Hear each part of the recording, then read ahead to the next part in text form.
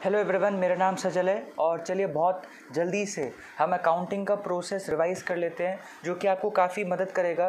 अगर आप रिवाइज़ कर रहे हैं और आपका 1 या 2 दिन में एग्ज़ाम है तो क्लास 11th या 12th में आपको कई बार ये क्वेश्चन आ सकता है कि अकाउंटिंग का प्रोसेस क्या है। तो वो आपको जो 7-8 स्टेप्स होते हैं वो बिल्कुल जो है सीक्वेंस में लिखने होते हैं। तो उन सभी स्टेप्स को मैं एक बार जो है शॉर्ट में डिस्कस कर लेता हूँ। बड़ा आसान प्रोसेस है अकाउंटिंग। अगर आप पहली बार भी समझ रहे हैं कि अकाउंटिंग का प्रोसेस क्या होता है तो भी आई होप कि आपको समझ आ जाएगा। तो खैर, सबसे पहले अकाउंटेंट के तौर पे आपका काम होता है कि आप सबसे पहला स्टेप होता है आइडेंटिफाई करना। आइडेंटिफाई करने का मतलब क्या है? आप पहचानो कि आपके सामने जो बड़े सारे लेन देन हो रहे हैं, हैपनिंग्स हो रही हैं, इवेंट्स हो रहे हैं। आप यानी कि बिज़नेस में बैठे हो, सपोज़ जहाँ आपका ऑफिस है वहाँ सपोज़ आप बैठे हो और आप सिंपली ऑब्जर्व कर रहे हो कि क्या क्या हो रहा है बिज़नेस में। तो आपको वो सारी चीज़ें रिकॉर्ड नहीं करनी जो कहीं ना कहीं पर्सनल लेवल पे ओनर्स के अफेक्ट करती हैं या एम्प्लॉयज़ को अफेक्ट करती हैं और बिज़नेस का उससे कोई लेना देना नहीं है। आपको सारी वो चीज़ें रिकॉर्ड करती हैं जो बिज़नेस को इम्पैक्ट करती हैं, यानी कि जो बिज़नेस के असेट्स, लाइबिलिटीज़, एक्सपेंसेस या रेवेन्यूज़ को इम्पैक्ट डाल सकती हैं, यानी कि जिसका इम्पैक्ट बिज़नेस पे आ सकता है, ना कि ओनर या एम्प्लॉयज़ की पर्सनल कैपेसिटी पे उन पे आएगा।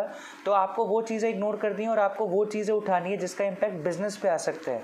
तो वो सारी चीज़ें जब आप आइडेंटिफाई कर लेते हो तो सेकंड स्टेप है कि आप इन चीज़ों को कोशिश करो मनी टर्म्स में इसको कन्वर्ट करो, मेजर करो कि इसकी मनी वर्थ कितनी है, मनी वैल्यू कितनी है।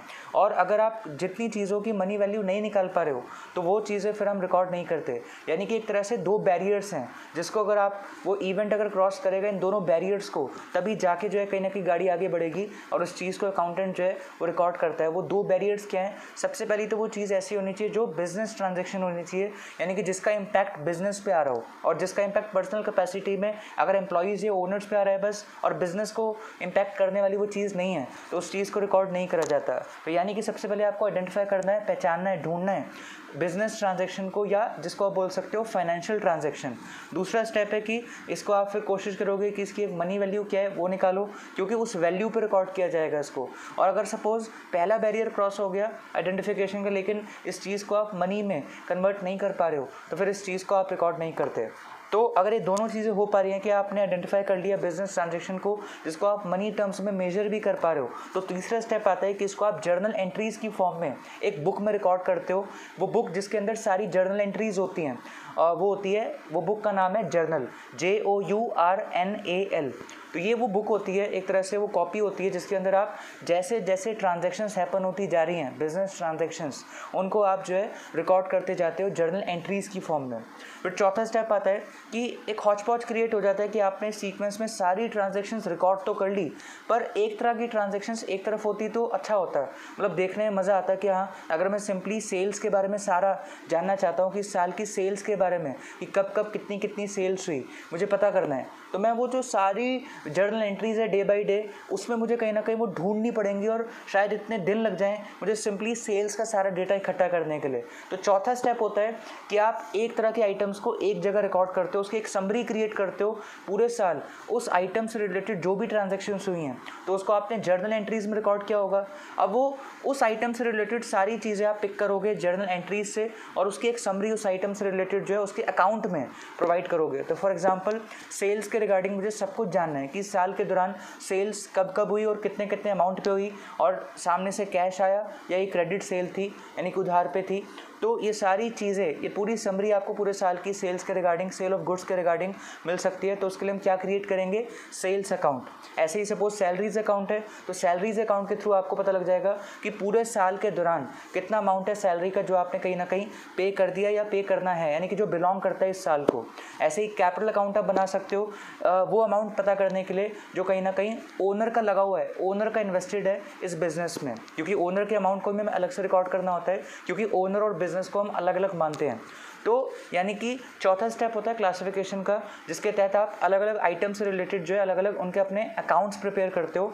और ये सारे अकाउंट्स का जो गट्ठर होता है, यानी कि जो सारे अकाउंट्स हैं ये रिकॉर्डेड जिसमें होते हैं, जिस मतलब एक तरह से बुक में होते हैं, उस बुक को कॉपी को हम बोलते हैं लेजर।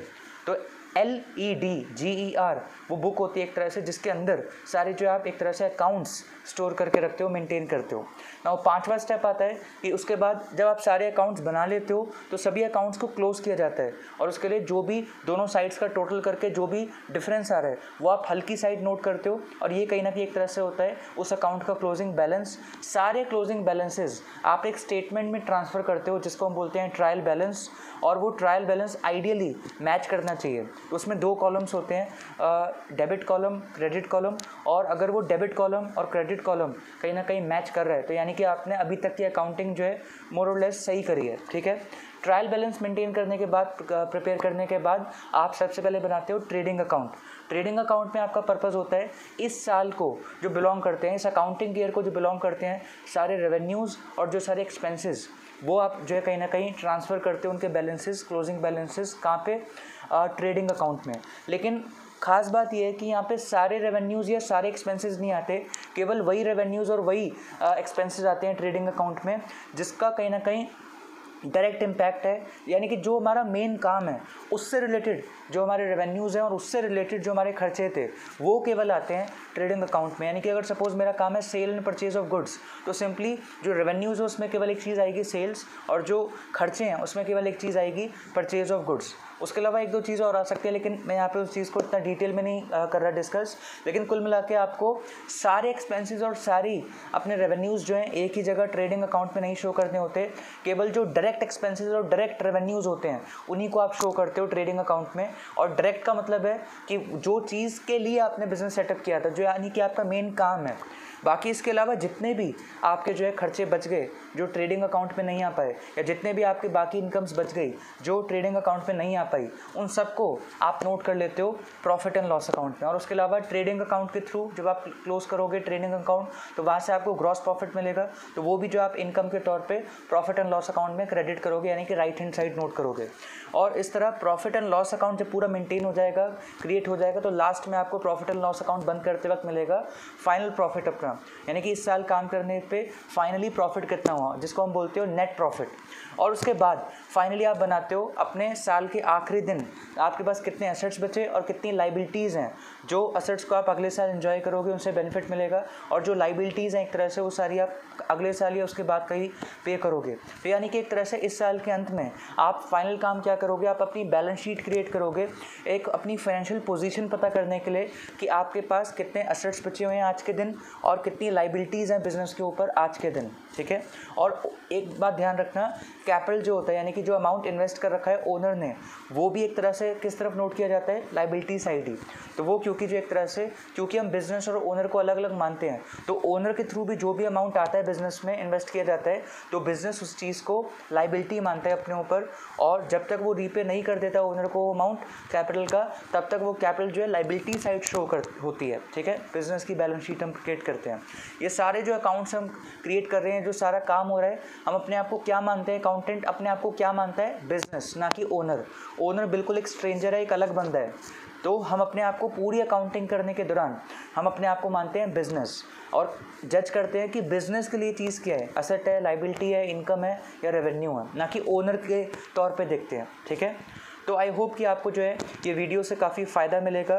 शॉर्ट में हमने पूरा अकाउंटिंग प्रोसेस जो है डिस्कस किया है बैलेंस शीट तक, यानी कि सबसे पहले आइडेंटिफाई करने से लेकर कि वो चीज़ रिकॉर्ड करनी भी है कि नहीं, हम बिल्कुल फाइनली पूरा साल जब ख़त्म हो जाता है और साल के आखिरी दिन जब आप बैलेंस शीट क्रिएट करते हो और अपने एसेट्स और लाइबिलिटीज़ की एक जो एक तरह से फाइनली स्टेटमेंट प्रिपेयर करते हो, तो वहाँ तक का एक तरह से मैंने आपको शॉर्ट में बता दिया। आई होप कि आपको ये वीडियो काफ़ी यूज़फुल साबित होगी, और ये मैं बहुत जल्दी बता रहा था क्योंकि मेरी इंटेंशन थी कि मैं रिवाइज़ कराना चाह रहा था आपको शॉर्ट में पूरा प्रोसेस, ताकि अगर आपको इसमें कन्फ्यूजन है, आप क्लास 11th में हो चाहे क्लास 12th में हो, चाहे आप उसके हायर क्लासेस की अकाउंटिंग कर रहे हो, लेकिन सभी में आपको एक कॉमन चीज़ है कि आपका अकाउंटिंग का प्रोसेस क्लियर होना चाहिए। तो ये वीडियो सभी लेवल्स पे आपको काम आ सकती है। अगर आप अकाउंटिंग का प्रोसेस शुरुआत से समझना चाहते हैं या सिंपली उसको शॉर्ट में फटाफट 10 मिनट से भी जल्दी कम टाइम में जो है रिवाइज़ करना चाहते हैं।